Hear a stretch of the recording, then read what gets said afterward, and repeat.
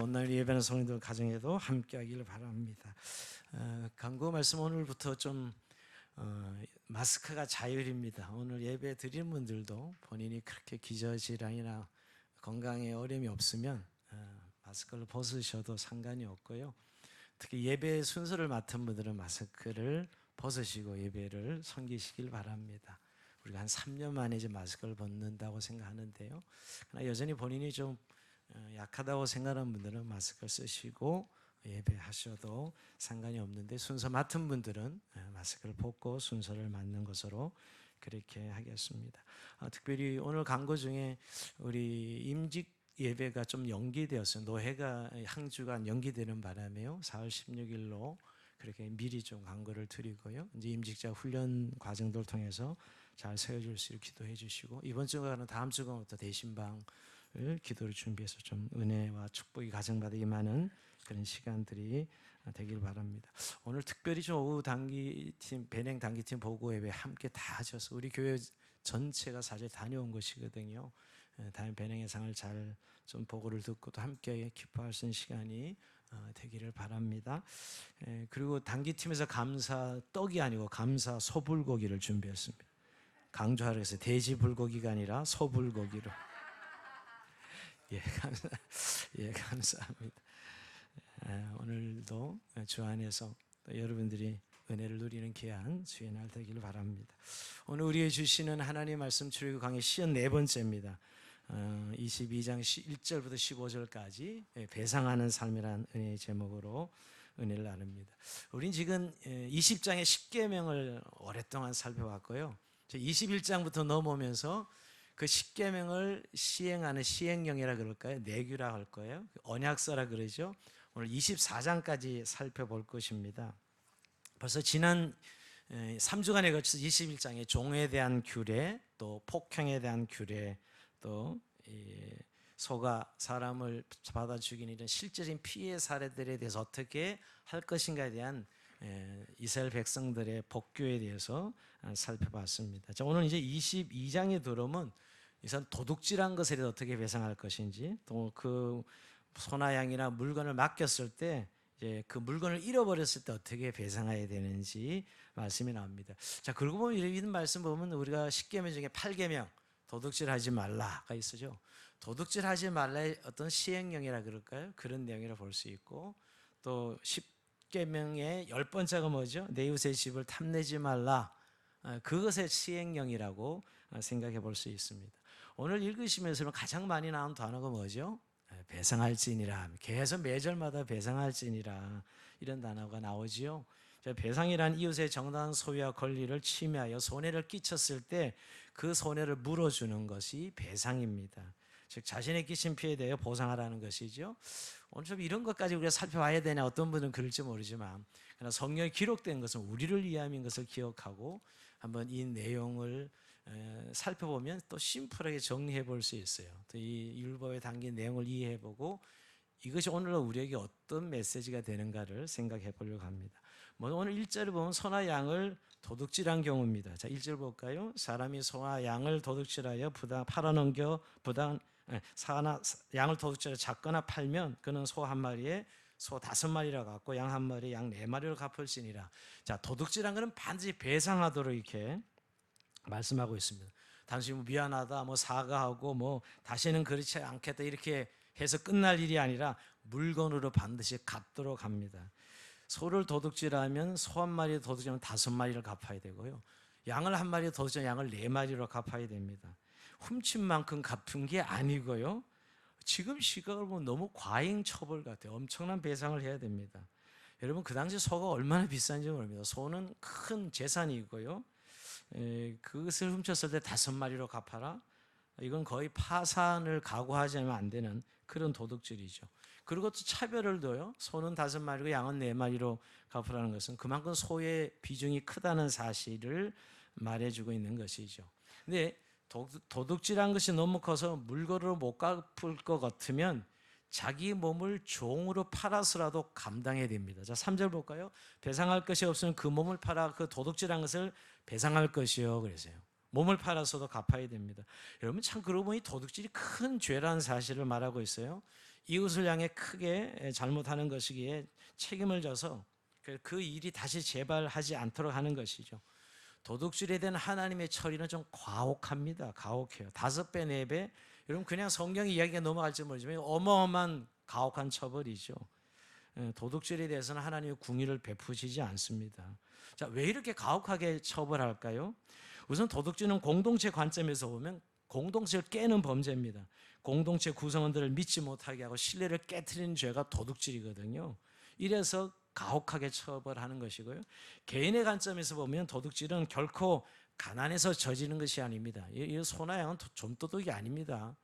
사실은 이런 것은 부지런히 일해함에도 불구하고 너무 오랫동안 게으르게 살아왔고 삶의 잘못된 습관 때문에 생긴 도둑질이기 때문에 이렇게 가혹하게 처벌합니다.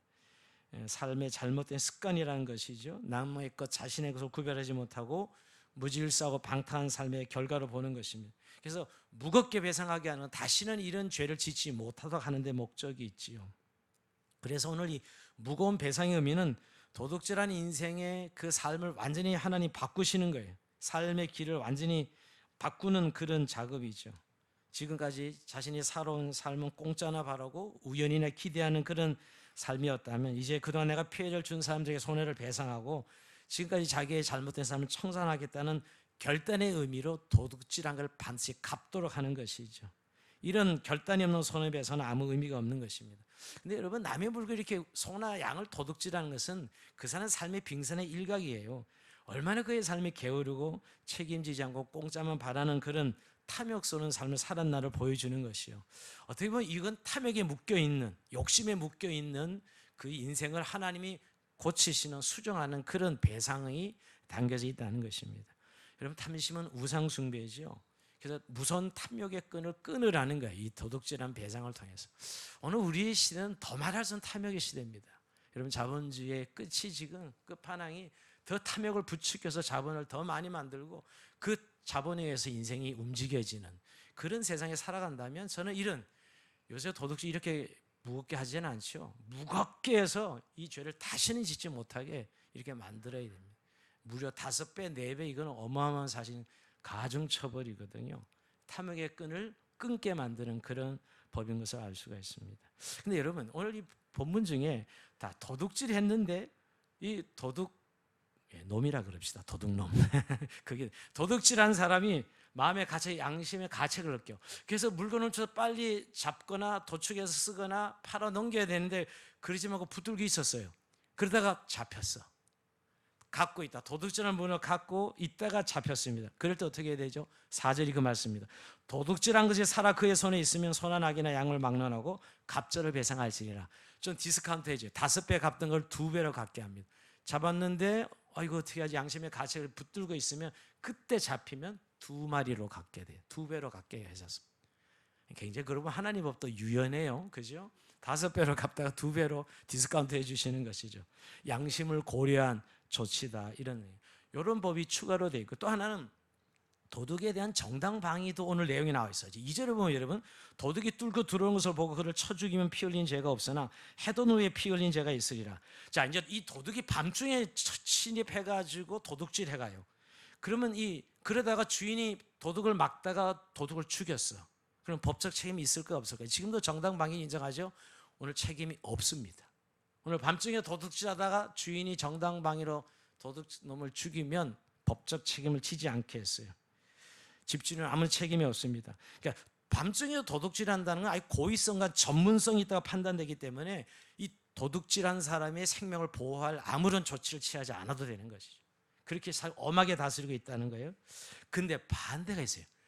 해돋은 후에 낮에 도둑질할 때는 사람을 죽이면 안 돼요. 낮에 도둑질할 때는 정당방위가 그 사람 법적 가행 방어를 하면 법적 책임을 지도록 해놨습니다. 즉 해도 눈엔 피 흘린 죄가 있으리라. 뭐 어떻게 법적 책임을 져야 될지 모르지만 주인이 근데 낮에도 들어왔는데 죽였어. 정당방위 사유. 그러면 안 된다는 것이죠. 그럴 땐 주인이 법적 책임을 져요. 물론 도둑질한 도둑에 대한 배상은 도둑질한 사람이 져야 되지만 낮에는 사람을 도둑질한 사람을 죽일 수 없다는 것이죠. 그런 의미로 부차적인 법까지도 들어있습니다. 그러니까 어쨌든 도둑질이 얼마나 엄중하게 다루고 있나를 오늘 이 구약의 율법 말씀하고 있고요.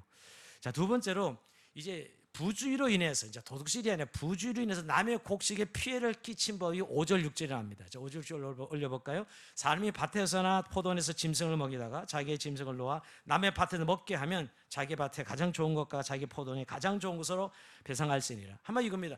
우리가 기르는 이 가축이 소나 양이 있었는데 남의 밭에 들어가서 쑥대밥을 만들어놨어. 그럴 때 보상하라는 거예요. 남의 밭을 피해를, 내가 기르는 양이나 내가 기르는 소가 다른 밭에 들어가서 피해를 끼쳤을 때는 보상하는데 어떻게 배상해야 되냐면 가장 좋은 것으로, 너희 밭에 가장 좋은 열매와 가장 좋은 곡식으로 배상하라, 이렇게 말하고 있어요. 여기도 굉장히 배상이 엄격하게 하고 있죠. 특히 실수로 불을 내서 남의 밭에다가 불을 피다가 남의 밭에 불을 내면, 6절이 그 말씀인데요, 남의 곡식과 소출이 불타게 되었을 경우 역시 불을 낸 사람에게 배상의 책임이 있습니다. 성경이 굉장히 배상에 대해서 구체적으로 명시하고 있는데요. 왜 이렇게 할까요? 이스라엘 공동체 안에서 이 배상이 결국 이웃 사랑의 실천이기 때문입니다. 사랑은 피해에 대한 책임감을 가지고 구체적으로 조치를 취하는 거예요. 우리는 어떻게 피해를 끼쳤을 때 그냥 사과하고 어떻게 하든지 보상 안 해주고 넘어가려는 마음이 있죠. 그러나 여러분, 이웃 사랑은 피해를 입혔으면 철저하게 그 이상의 배상을 해주라는 거예요. 우리 지금도 이런 일은 많이 있죠. 사실 따지고 보면 여러분. 근데 우리는 보상해주기 되게 꺼려합니다. 미국에 이런 일이 있었습니다. 그 맥도날드 유명한 회사잖아요. 자, 맥도날드가 눈이 오는 어떤 손님이, 고객이 들어오다가 눈에 미끄러져서 다쳤어요. 그래가지고 그 사람이 천문학적 소송을 걸었는데 승소합니다. 승소해. 혹독한 대가를 지불한 것이죠. 뭐 그 눈 자기가 조심해서 들어왔어야지 이야기할 수 있는데 그 매장 앞에 눈길에 넘어져 다쳤으니까 배상을, 천문학적 배상을 해서 승소하니까 이 맥도날드 회사에서 전부 이 매뉴얼을 만들 때 비나 눈이 오면 반드시 눈을 치우고 물기를 제거하도록, 맥도날드 모든 매장은 그렇게 매뉴얼이 만들어져 있다고 해요. 눈이 오고 비가 오면 반드시 앞에, 매장 앞에 모든 눈을 치우도록, 물기를 닦도록 그렇게 만들어 놨다고 합니다. 여러분, 지금 우리나라도 이거 법으로 조례 만드는 거 아시죠? 자기 집 앞에 눈이 왔을 경우 눈을 쓸어야 될 의무를 조례로 만들고 있고요. 어떤 지방자치에는 눈앞에 눈을 쓸지 않으면 100만 원 벌금을 물리는 지금 이런 법들을 만들고 있다. 그리고 거기서 만약 집 앞에 눈을 쓸자 넘어지면 그 사람이 민사상으로 배상을 청구할 수 있도록. 아이고, 내 땅도 아니지만 내 집 앞이라는 이유 때문에 그런 일이 생겼어요. 그냥 내 집 앞을 쓸 의무가 있다는 것이죠. 사실 이런 것들이 사실 공동체 이웃사랑의 규례라고 볼 수가 있습니다. 이렇게 성경은 하나님 백성들에게 구체적인 배상을 하도록 했습니다. 좀 됐는데 2017년도에 여러분, 저 유명한 압구정동의 한일관이라는 한식집 주인이 개에게 물려가지고 3일 만에 폐혈증으로 사망하는 사고 기억하십니까? 너무 오래돼서 기억이 안 난다.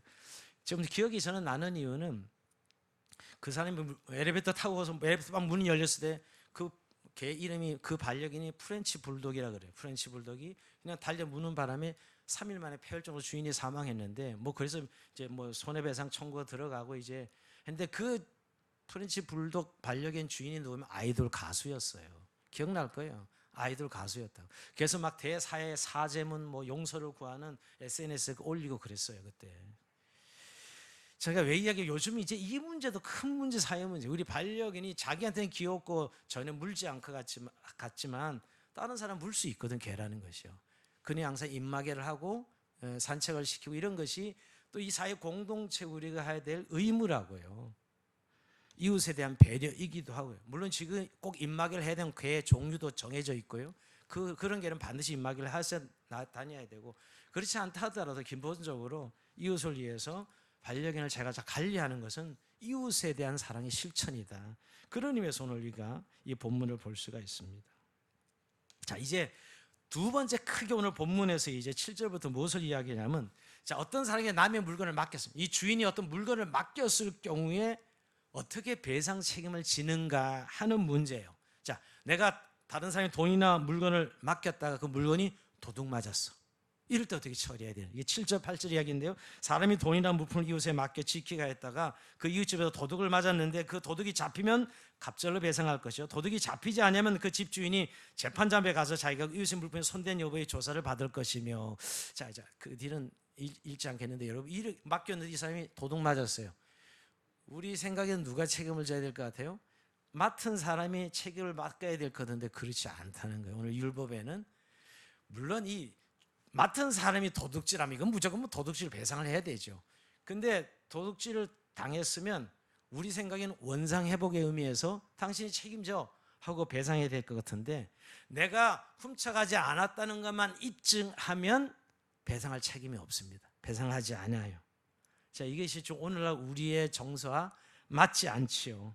그러니까 잃어버린 사람에게 책임을 묻지 않는다는 거예요. 오히려 맡긴 사람이 손해를 보는 거예요. 자, 이게 물건을 맡겼을 경우입니다. 자, 이건 좀 약간 율법이 지금 우리의 정서에 맞지 않지만 두 번째 10절에 보면 낙이나 소나 양을 맡겼는데 죽거나 상하면 어떻게 되냐 말이에요. 자, 10절 볼까요? 사람이 낙이나 소와 양이나 다른 짐승을 이웃에 맡겨 지키게 하였다가 죽거나 상하거나 끌려가도 본 사람이 없으면 두 사람 사이에 맡은 자가 이웃의 것에 손을 대지 아니했다고 여호와께 맹세할 것이요 그 임자는 그대를 믿을 것이며 그 사람은 배상하지 아니하려니와. 자, 이때도 맡은 사람이 내가 직접 손을 대서 뭐 죽게 하거나 또 내가 훔치거나 그러지 않았어요. 자, 주인이 맡겼습니다. 맡겼는데 그냥 죽었어. 그러면 맡은 사람은 책임이 없다는 거예요. 맡긴 사람이 원주인이 책임을 져. 물론 이 사람이 결정적으로 잘못한 일이 있으면 책임을 져야 되겠죠. 근데 그냥 시름시름 앓다가 죽어버렸어. 그러면 이 맡은 사람은 배상의 책임이 없습니다. 단지 맡은 사람은 난 재판장 앞에 가서 나는 이 손댄 것이 없다. 즉 손을 대지 아니했다 맹세할 것이요. 나는 아무 일도 안 해도 그냥 갑자기 죽었어. 빠지 병이 들었어. 이러면 이렇게 이것을 입증만 해주면 배상하지 아니하려리와. 이게 법입니다. 이것도 좀 우리의 정서와는 맞지 않죠? 자, 세 번째 마지막 14절 15절 보면 이웃에 빌려온 짐승이 상해를 당할수록 법입니다. 14절 만약 이웃에게 빌려온 것이 그 임자가 함께 있지 아니할 때 상하거나 죽으면 반드시 배상하려니와 그 임자가 그것과 함께 있었으면 배상하지 아니할지니 만일 새낸 것이면 새로 족하니라. 자, 내가 소와 양을 맡았는데 그 임자가 있지 아니할 때 상하거나 죽었어. 그러니까 관리가 너무 부실했으면 배상해야 돼. 분명히 이건 물어야 책임 묻습니다. 이건 관리 정말 주인 맡은 사람이 관리를 잘못했어. 그러나 그 임자가 그거 함께 늘 지켜보고 있었는데 죽었어. 늘 지켜보는데 없어지고 이러면 배상의 책임이 없다는 거예요. 이해가 됩니까? 좀 안 되는 분인지 안 되는 분은 딴 데 신경 쓰면서 지금 설교를 듣고 있는 거예요. 개똥 계산하면서 지금 계산. 성경도 읽고 듣는데 왜 생각이 안 돼요? 그러니까 내가 보고 있는데 사실은 이 죽으면 함께 있지 아니할 때 상하거나 죽으면 반드시 배상해야 되지만 함께 있었는데 분명히 지키고 난 제대로 업무를 관리를 했다는 거예요. 그런데 죽거나 상하거나 없어졌어. 그러면 책임질 이유가 없다는 것이죠. 자, 이건 좀 우리 정사 맞지 아니에요. 지금 우리는 누구한테 맡겼어? 항상 책임은 원상 회복이에요. 그죠? 지금 우리의 정서는 원상 회복이잖아요. 근데 오늘 여기서는 원상 회복이 아니라 오히려 원주인에게 죄를 묻는 원소유자에게 책임이 있다는 것입니다. 그래서 맡은 사람은 자기가 도둑질한 것만 증명하면 돼. 그리고 자기가 정말 결정이 관리 부실로 했다는 것을 증명만 하면 그러지 않았다는 것만 증명하면 배상의 책임이 없어요. 오히려 맡긴 사람이 손해를 보도록 만든 법입니다. 하나님 왜 이렇게 하셨을까요? 여러분 한번 생각해봐요. 하나님 왜 이렇게? 지금 우리 정사는 너무너무 맞지 않잖아요. 지금 맡은 사람이 다 갚아줘야 되는데. 자, 두 가지 해석이 가능해요. 자, 이 두 가지 해석은 첫 번째는 다른 사람의 물건을 맡은 사람은 그 당시에는 다 사회적 약자들입니다. 남의 물건을 맡아서 관리하는 자는 그 당시 사회적 약자, 즉 남의 물건을 맡아서 관리해주고 그들의 양이나 소를 대신 지켜주는 대가로 약간의 양식이나 물건을 받는 자들이에요. 다 가난한 사람들이 그를 했다는 거예요. 그러니까 부자의 어떤 물건을 맡아서 관리해 주잖아요. 근데 그러니까 이 사람들은 늘 가난한 사람들이에요. 그러니까 이 가난한 사람들에게 잃어버린 것까지 책임까지 맡기는 건 너무 가중한 거예요. 여러분 뭐 잃어버리고 잊어버렸어요? 도둑질 뭐 당하고 싶어 도둑질 당했냐고. 근데 도둑질 당했어. 그러면 관리 사람이 책임을 지는 게 아니라 원준이 손해를 보도록 만들었다는 거예요. 이것은 결국 하나님이 구약의 관점에 보면 공의로운 하나님의 사회적 약자에 대한 보호죠. 이런 구약에는 하나님은 약간 약자에 대한 컴플렉스가 있어요. 무조건 약자는 오케이야. 이게 하나님의 공의라고요. 고아 가부와 객들은 오히려 이 하나님이 특별 보호를 하죠. 그러니까 이들이 사회적 약자이기 때문에 아니 그 물건 잃어버린 것까지 네가 책임질 이유가 없다. 원주인이 손해보게 하라는 말씀이에요. 하나님은 가난한 자들에 대해서 무한히 동정적이고 관대하시죠. 그런 관점에서 이 우리와 정사 다른 이유를 생각해 볼 수 있고요. 자, 두 번째 해석은 소유에 대한 개념 때문입니다. 자, 우리는 우리의 소유를 다 내 것이라 생각하죠. 여러분 구약의 하나님 백성들의 소유의 개념은 다 하나님 거예요. 땅도 하나님 거. 그러면 자신은 왜 관리자죠. 내가 잠시 내가 내 것으로 하나님 것을 맡은 것이지 원래 내 것은 아닙니다. 그러니까 그래서 하나님께 내게 주신 것을 철저하게 내가 책임을 지는 것인데 이런 거죠. 내가 도저히 관리할 수 없을 정도로 소유가 너무 많아졌어. 너무 소유가 많으니까 남에게 자꾸 맡기는 거 아니에요? 가난한 사람들에게 없는 사람들에게 이걸 좀 관리해달라고 맡기는 것이죠. 그러니까 하나님은 이 맡기는 사람들에게 책임을 묻는 이유는 너무 많은 재산을 가지고 있다고 보는 거예요.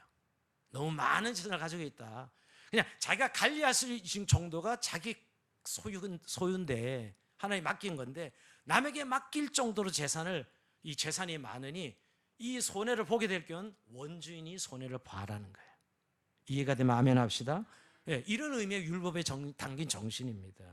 그러니까 적어도 결정적으로 관리인이 자기가 잘못해서 생기지 않는 이상 도둑질 당하거나 뭐 병들을 죽거나 이런 경우에는 원주인이 손해를 보도록. 왜? 그 사람이 부자였기 때문에 자기가 관리 못해서 다른 사람에 맡긴 거 아니겠어요? 그러니까 자신의 소유가 많아서 남에게 맡길 정도로 된다면 이미 도둑질 당해도 어쩔 수 없다는 각오로 맡겨야 되는 것이죠. 지금 자본주의 논리에서 말도 안 되지만 여러분 지금은 뭐 자본이 자본을 만드는 세상이 돼서 관리할 때 다 돈 받아내고 지금 그런 거 아니겠어요? 오늘 구약의 이 율법은 원소유자가 손해를 보도록 하는 것이죠. 그래서 관리자는 내가 관리에 최선을 다했다는 증명만 하면 돼. 그러면 책임은 지지 않았어요. 자, 이것이 또한 율법에 가지고 있는 독특한 그 소유에 대한 개념에 대한 이유 때문에 나온 율법이다라고 볼 수 있습니다. 자, 오늘 내용 이렇게 우리가 15쪽에 살펴봤고요. 이게 정리하니까 심플하죠, 여러분. 많은 내용이 있는 것 같지만 저는 배상할지니라 배상하는 삶이라고 이렇게 제가 제목을 달았는데요. 첫 번째로 우리가 이 율법은 지금 너무나 세세하고 또 너무 지금 법을 적용하자면 너무 가중해요. 여러분 혼자서는 뭐 배로 갚으면 몰라도 5배, 4배 현실과는 너무 거리가 멉니다, 사실은. 지금 이 율법이 우리에게 적용되지도 않습니다, 사실은. 그러나 오늘 우리가 이 율법을 어떻게 받아야 될까? 이 율법에 담긴 정말 정신을 봐야 되겠죠. 적어도 오늘 하나님 백성들에게는 이렇게 배상의 책임을 지게 하는 건 공동체에 대한 책임이 있다는 거예요. 그리스도인들은 공동체에 대한 책임이 있다는 겁니다. 이런 것이죠. 여러분 구약에 요나 선지자가 있죠. 요나입니까? 요나 선지자. 그 요나가 하나님께서 야 니느에 가서 멸망을 외치라 이렇게 명령을 받았는데 니네로 안 가고 다시스로 도망갑니다. 요나 나름대로 신학이 있었어요. 아니 이방인들에 가서 왜 망하라고 외치라 그래? 말도 안 돼. 이러면서 안 가고 다시스로 도망갑니다. 그러다 배를 타고 가는데 배가 풍랑이 일어요. 막 난리가 풍랑에서 뒤집혀서 이제 죽게 다 생겼어요. 그래서 옛날 사람들 누구 때문에 우리가 이런 일을 당하느냐? 제비 뽑기를 하죠. 제비 뽑으면 누가 뽑혀요? 요나가 딱 뽑힙니다. 요나가 딱 뽑혔어요. 그럴 때 우리 같으면 어떻게 했어요? 난 절대 아니야. 살아남아야죠. 난 절대 아니야. 왜냐하면 제비 뽑혔다는 말은 바다에 던져 죽이는 거예요, 사실은. 누가 거기서 나를 던져 죽여 이러겠어요. 저라도 난 절대 못 죽어 이러면서 박박우기겠죠. 풍랑에 합리적인 이유를 대봐 뭐 이러면서 버틸만 한데 우린 발뺌하겠죠. 근데 요나는 그런 사람이 아니었어요. 야 나를 던져 집어넣으라고. 오늘 여러분 요나서 1장 12절 볼까요? 그가 대답해서 나를 들어 바다에 던지라. 그리하면 바다가 너희를 위하여 잔잔하리라. 너희가 이 큰 폭풍을 만난 것이 나 때문인 줄 내가 아노라 하니라. 뭐라고 하죠? 나를 집어 던지라 이야기합니다. 요나는 알고 있었죠. 내가 니네로 가서 복음 전하라 그랬는데 다시스로 도망가는 자기. 그냥 하나님이 나를 콕 집은 걸 아는 거예요. 그냥 나를 바다에 던져라. 책임을 지는 것이죠. 그러다도 여러분 이렇게 나를 바다에 던져 죽는 건데 던지라 한다는 건 대단한 그 책임을 지는 것이죠. 자기 한 일에 대한 책임을 지는 것이에요. 근데 여러분 하나님 어떻게 하셨어요? 큰 물고기를 준비했다가 물고기 뱃속에 들어가서 3일 만에 육지로 다시 뱉어내서 결국 니네에 가서 말씀을 외치지요. 그래서 니네 백성들이 살아납니다. 근데 여러분, 이 요나의 일을 예수님 뭐라 그러죠? 신학시대에 보면 예수님께서 야, 표적을 보여줘 주십시오, 표적을 보여달라고 막 기적을 보여달라고 했을 때 내가 요나의 표적에는 보일 것이 없다, 요나의 표적에는 내가 보여줄 것이 없다 그러는데, 요나의 표적을 이야기해서 예수님이 왜 요나의 표적을 이야기하는 거예요? 요나가 내가 책임을 지고 바다에 던지라 그래서 물고기 뱃속에 들어갔다가 살아나죠. 사흘 만에 물속에 뱃속에서 죽었다가 다시 살아나는 것이 예수님이 십자가에 죽으셨다가 사흘 만에 부활하신 것을 예표하는 선지자로 설명하고 있는 거예요. 자, 이건 굉장히 중요한 영적 의미가 있는데요, 결국 예수님이 우리의 십자가 지신 것은 우리의 모든 인류의 죄를 다 책임지시고 다 배상하시는 일이에요. 사실 인류의 모든 죄를 책임지시고 보상하는 것이 예수님 십자가의 죽으심이죠. 그것이 사실 구약시대 요나였다는 거예요. 내가 불순자, 내가 이 죽음으로 나를 바다에 던져 빠뜨려 죽이시오 하는 거였거든요. 여러분, 이것이 오늘 우리에게 결국 예수 그리스도에서 우리가 제사함받은 우리들이 이 세상에 대해서, 공동체에 대해서 책임의식을 가지고 살아가야 된다는 거예요. 여러분, 이 부분이 우리 그리스도인에게 정말 주님께서, 우리가 예수 그리스도로 인해서 주님이 우리의 죄를 모두 책임져주고 배상해 주셨는데, 그래서 우린 이 세상에 영생과 생명을 얻은 자로 살아가는데, 오늘 우리가 이 세상에 대해서 너희가 이런 책임감을 가지고 살아가야 된다는, 공동체에 대해서. 근데 세상은 누구도 책임지려 하지 않아요. 손해보려고 하지 않고. 지금도 여러분, 뭐 국가가 관리 잘못해서 사람이 죽었어도 국가는 뭐 그런 잘못이 없다, 이런 일들을 보면서 지금 얼마나 좀 다투고 있어요. 오히려 책임의식을 가지고 살아가기보다는 막 피의식을 가진 사람이 너무너무 많습니다. 여러분들은 어떻게 살아갑니까? 세상을 살아가면서 난 늘 피해를 받았어. 맨날 어린 시절에 난 부모님부터 늘 피해를 받고 나만 사랑받지 못했고, 이런 피의식을 평생 가지고 살아가고 있지는 않습니까? 근데 오늘 그리스도인들은 예수 믿고 구원받았으면, 여러분, 예수님이 우리의 죄를 책임지시고 다 배상하셨으면 우리는 그 생명을 얻은 자로 감사하고 오히려 세상에 대해서 공동체의 책임의식을 가지고 살아가야 된다는 거예요. 근데 피의식에 젖은 사람은 늘 자신은 동정받아야 되고 늘 환경의 피해자로 생각하고 결국 그것은 자기 연민에 젖어 살게 합니다. 여러분, 이미 그리스도인이 십자가에서 모든 죄와 상처가 배상받은 자들이에요. 늘 상처 받은 것만 생각하지 상처 준 건 생각 안 해. 다 주고받은 거예요. 사실은 뭘 받기만 받아 다 줬죠. 근데 우리는 늘 내가 받았어, 부모로부터, 이웃으로부터. 근데 이런 피해식에 사로잡히면 그리스도인의 삶이 이루어지지 않아요. 오늘 예수님은 우리를 위해 십자가에서 우리의 죄를 책임져 배상하신 것은 우리가 이 세상에 대해 책임감을 가지고 세상의 구원을 위해서, 세상의 생명을 위해서 책임 있는, 책임지는 의식으로 살아가라. 즉 배상하기를 그렇게 인색하지 말라는 거예요. 그게 그리스도의 사랑의 실천이기 때문에, 저는 그래서 배상하는 사람이 그리스도의 세상에 책임을 지는 삶이라면 더 나아가서 구체적인 사랑을 실천하는 자들이라는 것이에요. 우리는 예수 그리스도를 통해 하나님의 사랑을 받은 자들입니다. 우리가 십자가 예수님께서 죽으심으로 하나님께서 우리에 대한 자기의 사랑을 확증하셨다 그랬습니다. 여러분, 우리가 정말 주님의 사랑을 받았다면 그 책임이 우리에게 있다는 거예요. 그것을 성경은 사랑의 수고라 그럽니다. 데살로니가서 1장에 보면 사랑의 수고라고 말씀하고요. 사랑에 따른 수고를 알아야 되고 서로를 위한 책임감을 가지고 기꺼이 수고를 감당할 마음의 준비를 되어 있어야 된다는 것이죠. 여러분, 이런 성경에 한 사람을 제가 추천한다면 삭개오라는 사람이 있습니다. 여러분, 삭개오가 누가 보면 19장에 뽕나무에서 예수님을 만나고 나서 구원과 용서를 경험합니다. 그러고 나서 그는 어떤 고백을 하죠? 그 예수님을 만나고 구원과 생명을 경험한 다음에 이렇게 고백합니다. 누가 보면 19장 8절에 보면 삭개오가 서서 주께 여짜되 주여 보시옵소서, 내 소유의 절반을 가난한 자에게 주겠사오며 만일 누구에게서 속에 빼앗은 일이 있으면 네 갑절이나 갚겠나이다. 이렇게 고백합니다. 이러면 삭개오는 지금까지 주변의 사람과 다른 사람에 대해서 요만큼도 책임질 마음이 없었어요. 다른 사람이 힘들고 고생을 하든 말든 악착같이 돈을 모으면 그만이었어요. 그리고 그 지역의 세리로서 알부자가 되었던 사람이죠. 근데 오늘 이렇게 예수님 만나서 구원의 용서를 경험하자 내 소유의 절반을 가난한 사람에게 주겠다고 선언합니다. 이웃에 대한 책임에 눈을 뜬 것이죠. 전에는 이웃이 나의 부를 축적하기 위한 이용하는 이용 대상이었어요. 근데 이제는 이들에 대한 책임의식과 부채의식이 생겨난 거예요. 자기가 이렇게 부자가 된 것은 저들의 수고와 희생 덕분이라는 사실을 인식하기 시작한 거지. 이것이 회심한 자의 증거입니다. 여러분, 저거 회심했다면, 하나님의 삶을 입은 자라면 이런 부채의식과 책임의식을 가지고 살아가야 되는 거예요. 늘 당하고 늘 얻고 늘 찌질한 결핍 없이 살아가는 게 아니라 생명 얻은 자로 부여의식에 사로잡혀야 돼요. 그래서 내가 가난한 자의 절반을 주겠습니다라고 이야기합니다. 그리고 남을 힘들게 아프게 했잖아요. 남을 빼앗은 것, 엉터리로 불법적으로 세금을 걷어들이는 것 4배나 갚겠습니다. 그 4배가 어디서 나온 거예요? 오늘 본문에서 나온 거예요.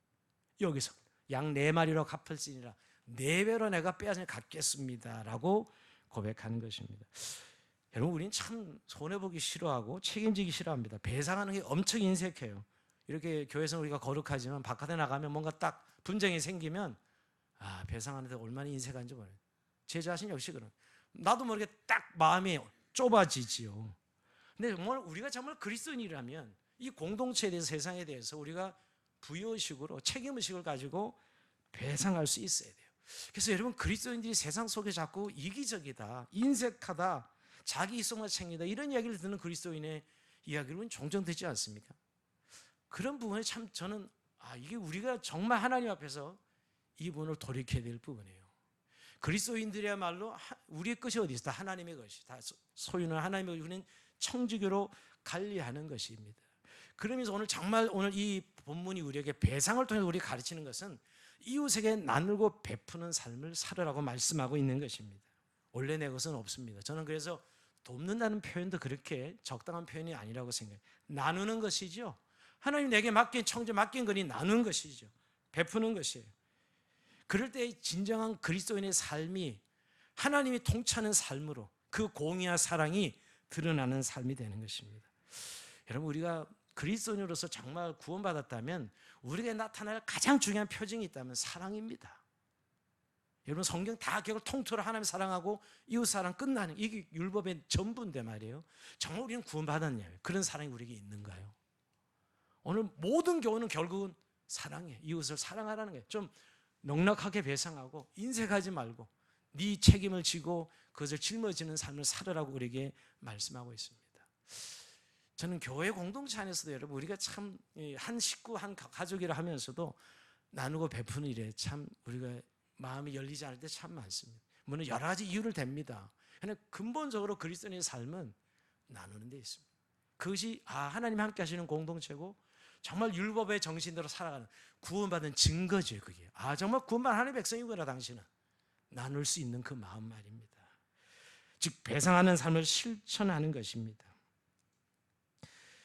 여러분, 우리가 평생 벌어서 뭐 얼마나 남기고 뭐 얼마나 저축하고 자식에게 뭐 얼마나 남겨주고 갈 수 있을까요? 지금 이제 그런 세상도 아니지만 우리의 삶을 다시 한번 나는 하나님, 제 자신의 이 말씀을 준비하면서 이렇게 닫혀져 있는 부분들이 있어요.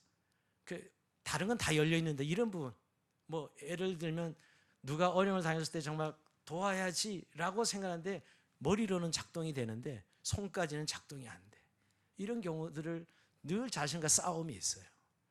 뭐 없잖아. 그걸 어떻게 살라고 여러 가지 이야기할 수 있어요. 근데 정말 하나님 백성이라면 그 필요에 따라 나누는 것은 이건 성도의 정말 구원받은 하나님 백성의 삶이라는 것이에요.